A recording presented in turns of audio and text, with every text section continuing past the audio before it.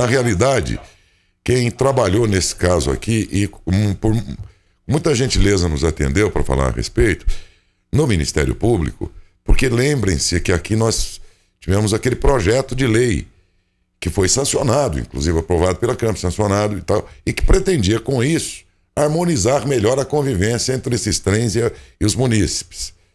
E não obstante esse projeto, essa lei, ainda assim as reclamações persistem. Então a gente quer saber com o Dr. Carlos, em primeiro lugar, aquela empreendida que ele deu à época, no sentido de acionar a empresa, no que deu, e também sobre a questão do real valor de cada lei, porque de outro lado a empresa pode dizer, olha, nós estamos no cumprimento de lei nacional que obriga que a gente buzine, enfim. E, diante disso, essa lei municipal, ela ainda assim tem algum poder ou não? Tudo isso a gente vai tentar saber com ele. Dr. Carlos Alberto Meluso, promotor de justiça, obrigado pela gentileza e bom dia. Bom dia, Daed, bom dia, Cláudio, que está nos ouvindo. É uma satisfação participar do programa. Bom dia a toda a população de Matão. Inicialmente, doutor, daquela tentativa do ano passado, da sua empreendida aí no Ministério Público, ano passado, no sentido de que alguma coisa acontecesse nessa relação entre a ferrovia e o nosso município, no que deu desde então, doutor? Bom, inicialmente é bom ressaltar, né, que até infelizmente, né, essa questão referente ao trânsito de trens em municípios não é exclusividade de Matão, né? Existem diversas cidades no município de São Paulo que possuem essa característica, né, das ferrovias passarem dentro do município. E um dos incômodos que traz essa situação é exatamente essa situação do barulho. Como você disse, o Ministério Público, e no caso eu sou o curador do meio ambiente de Matão, né, e tenho como atribuição, dentre outras, a tutela do bem-estar, no sentido de se impedir a poluição sonora. E no caso específico, o ano passado eu recebi uma representação da Câmara Municipal. Houve uma informação de que a Câmara Municipal estava tratando de um projeto de lei que visava exatamente disciplinar essa questão do uso de buzinas, de sinais sonoros pelas composições dentro da área urbana de Matão. Eu pedi informações à empresa, né, a Rumo, e nesse ínterim, houve a aprovação desse projeto, inclusive a Lei Municipal 5.373 de 2020, que, em resumo, ela veda por completo a utilização de sinais sonoros no período das 10 da noite às 6 da manhã, e ela permite a utilização desses sinais no período diurno, mas desde que respeitados alguns limites em decibéis. Instaurado o procedimento na promotoria, houve, logo após a promulgação dessa lei, uma ação judicial movida pela RUM, discutindo exatamente essas questões, né? E pleiteando aqui na Justiça de Matão que a prefeitura se abstivesse de aplicar essa lei. Os argumentos da empresa dizem respeito à questão da segurança do transporte ferroviário dentro do município, né? Em verdade, essa é uma questão bastante tormentosa na jurisprudência. Não existe uma posição pacificada em relação a isso, né? Se o município pode ou não legislar em questões que, se de um lado tratam do meio ambiente, isso é possível, de outro lado trata também tratam de uma questão referente à segurança do transporte ferroviário. Essa ação tramitou, a empresa solicitou o que se chama de uma liminar para que suspendesse a eficácia dessa lei municipal e impedisse a prefeitura de aplicar multas e até fiscalizar essa situação. E o fato é que na Justiça de Matão, aqui, se não me engano, na terceira vara, não me recordo, houve o indeferimento. Eu me manifestei pelo indeferimento desse pedido, no sentido de que realmente o município tem poder, sim, para disciplinar essa situação. A Justiça de Matão entendeu dessa forma, porém, houve um recurso por parte da empresa e o Tribunal de Justiça liminarmente suspendeu a eficácia dessa lei municipal. E depois, no julgamento desse recurso, que se chama agravo, o tribunal manteve essa decisão liminar e suspendeu a aplicabilidade dessa lei até que seja julgado o mérito dessa ação questionando. A Rumo questiona a constitucionalidade, né, dessa lei, sustentando que o município não tem poder para disciplinar isso, e sustenta a necessidade desses sinais sonoros, justamente para avisar eventuais pessoas incautas que possam sofrer risco até a própria vida, né? Então, é uma questão que está judicializada. O Ministério Público está se manifestando nesse processo. Nesse processo, inclusive, eu já me manifestei solicitando a realização de uma perícia para estar aferindo realmente se essa utilização desses sinais está sendo feita da maneira adequada. Então, basicamente é isso. No momento, não há muitas alternativas a serem adotadas em relação a esse problema da emissão de sinais. Se de um lado temos o interesse, que é importante, da preservação do sossego, de se evitar a poluição sonora, de outro lado existem também na balança essa outra questão da segurança do transporte ferroviário.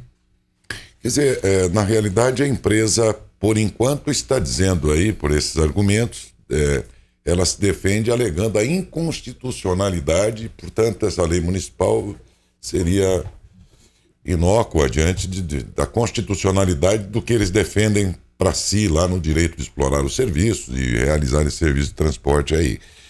Mas eles chegam a dizer se são por regulamentações nacionais, se eles são mesmo obrigados a buzinar em todos esses locais e na quantidade que eles buzinam ao se aproximar do perímetro urbano, doutor? Eles chegam a se defender usando a regulamentação do setor? Sim, a utilização desses sinais sonoros de normas federais de transporte rodoviário nesses argumentos nessa ação judicial. Então, existem normas que são no perímetro urbano, sim. Realmente, pega em custo ser uma competência exclusiva da União a disciplinar essas questões do transporte ferroviário. Não é uma competência nem do Estado, nem do município, é da própria União. E quando ela argumenta que o município não pode regulamentar isso, ela sustenta exatamente a inconstitucionalidade por esse fator. Vamos lembrar que é de domínio da União, isto é, do governo federal, o serviço que ele concessionou para a Rumo. Então a Rumo não é exatamente dona, mas ela explora esse serviço concessionada pela União, que é quem tem o domínio sobre toda essa área, inclusive as faixas laterais intocáveis ali para os municípios. Estão lembrados que até, doutor, recentemente, para poder, quem sabe, usar a antiga estação ferroviária como museu, enfim, algumas ideias que os matonenses tiveram, foi preciso uma concessão federal, isto é, eles têm domínio sobre essas propriedades, esses imóveis que estão dentro dessa faixa de ferrovia, não só daquele pedacinho do trilho ali, mas das faixas laterais, são domínios da União, que concedeu inicialmente a outra empresa, que eu não me lembro o nome agora, depois esta repassou essa concessão para a atual, que é a Rumo. E aí ela alega, enfim, que há essa necessidade de dentro das regulamentações, de, em certos pontos, buzinar, travessia, sei lá, eu não sei exatamente quais são esses. Agora, nem mesmo no quesito potência dessa buzina, ou seja, dos decibéis corretos, porque a impressão que dá, doutor, é que eles vão para muito além dos, sei lá, acho que 90 decibéis, não lembro exatamente quantos são, o senhor está agora esperando o perito aí, pelo que eu entendi, exatamente porque a gente não é especialista nisso. Mas nem aquele volume todo, será que até o volume está condizente com a regulamentação? Não é possível, né? Do volume, né? Não aguardar a realização para poder tá apurando essa. E, de fato, deve seguir a normatização federal que trata desse assunto. Só uma ressalva em relação ao que foi dito. O Ministério Público entende que existe competência, sim, do município para legislar em relação a questões ambientais. O Ministério Público entende que sim, tanto que nesse processo o Ministério Público opinou pelo indeferimento dessa liminar solicitada pela empresa, né? Ou seja, para que a lei realmente fosse aplicada. No entanto, como eu disse, é uma questão não pacífica na jurisprudência, né, nos nossos tribunais. Então, eu espero que ao final do processo, a justiça entenda realmente como competente o município para disciplinar essa questão. É uma expectativa que eu tenho. No entanto, há que se aguardar aí a decisão judicial. Com relação ao barulho, volto a dizer que é importante que eles cumpram a legislação, né, as normas que tratam da matéria, e para isso vai ser feita essa perícia, e nesse processo é possível até que nós tentemos algum tipo de conciliação, né, nós possamos ouvir os argumentos da empresa, né, que já são conhecidos, mas podem ser melhor detalhados, e que nós possamos também buscar uma alternativa que respeite e que mantenha íntegra tanto a defesa do meio ambiente, através de diminuir a poluição sonora, né, como também de manter essa segurança que deve ser mantida e é auxiliada, e essa manutenção, né, é auxiliada com a utilização desses sinais sonoros. É uma questão bastante complexa que infelizmente, eu entendo que a população se sente incomodada com esse barulho, principalmente aqueles sinais aplicados durante a madrugada. Imagino que tenha havido um aumento do tráfego, né, dessas composições, daí essa percepção ter sido aumentada pela população, mas no caso não há realmente outras alternativas a não ser judicialmente, já que a questão está judicializada, buscar uma melhor alternativa, seja através de uma composição, de uma conciliação, ou aguardando realmente uma decisão judicial que possa compor toda essa situação. Ok. Houve um momento aí que disseram que que na verdade não é o maquinista que aciona a buzina, que por satélite e nos locais em que ela tem que ser acionada por esta suposta regulamentação aí, a própria máquina dispara lá a buzina, o equipamento é disparado e não é pelas mãos do próprio maquinista e tal. Isso foi dito. Nessa pesquisa que o senhor fez até agora, apareceu algo parecido com isso? Existe alguma tecnologia assim ou o maquinista que puxa a cordinha mesmo, doutor? Sinceramente, nos processos em que eu analisei, inclusive esse nosso aí de Matão, não observei nenhum relato nesse sentido, pelo menos do que foi dito pela empresa. E eu desconheço realmente que seja alguma ativação por satélite. Eu imagino que a tecnologia nesse ramo ferroviário deva ter evoluído bastante também. Não sei se através do maquinista puxando a cordinha ou se já é um sistema informatizado, mas nesses processos não verifiquei, nada, não houve né? esse tipo de informação ainda para o Ministério Público. Pode ser coisa do imaginário mesmo das pessoas, mas disseram, olha, o maquinista lá não faz nada, por satélite eles disparam lá e a buzina aciona aqui, até é possível isso, lógico que sim. E é uma tendência cada vez mais dessa... É até possível, mas não ficou nada... A tecnologia se implanta em todas as áreas, né? Imagino que seja realmente algo próximo a isso, né? Sim. Tem uma norma interna que justifique essa utilização desses sinais, né? Talvez uma alternativa que não é... Se fosse, talvez a alternativa ideal para tudo isso fosse realmente, já que não existe mais o transporte de passageiros, né? Infelizmente, no nosso país, o transporte ferroviário, buscar alternativas aí para se afastar do perímetro urbano, né, os trilhos, né? Mas isso realmente todos nós sabemos o quanto é difícil, né? Economicamente viabilizar tudo isso. Ok. Bom, gente, a situação está dentro do que já disse o doutor Carlos Alberto Meluso. Se é possível fazer alguma coisa, é por esse meio. O Ministério Público é o portador, vamos dizer assim, a advocacia na defesa dos interesses da população diante disso.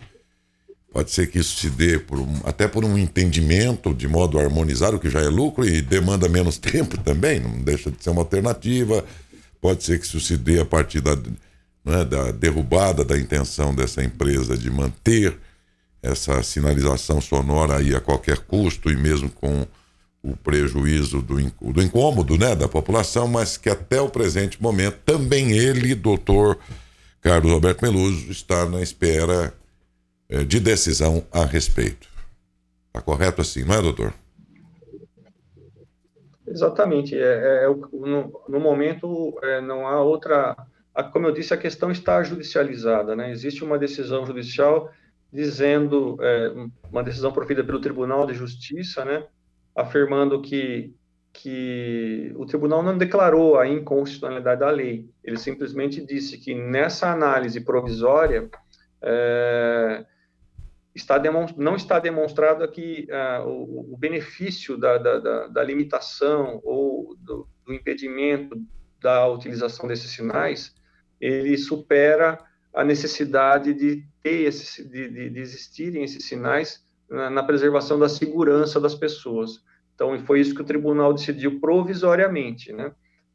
Como eu disse, existe essa ação tramitando aqui na Justiça de Matão, e o próximo caminho, conforme solicitação do Ministério Público, seria realmente a realização de uma perícia para aferir se realmente a empresa está seguindo as normas existentes no âmbito federal, já que essa norma é criada no âmbito municipal, ela está com a sua aplicabilidade suspensa. É isso mesmo. Tá mais que entendido. Doutor, muito obrigado, viu? Doutor Carlos Alberto Meluso, promotor de justiça.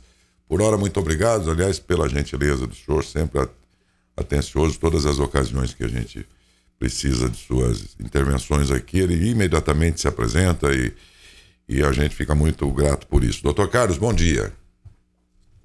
Eu é que agradeço a oportunidade, o Ministério Público estará sempre à disposição para divulgar o que for necessário em prol da população de Matão. Um bom dia a todos. Bom dia, doutor Carlos. Fiquem com Deus. O senhor também.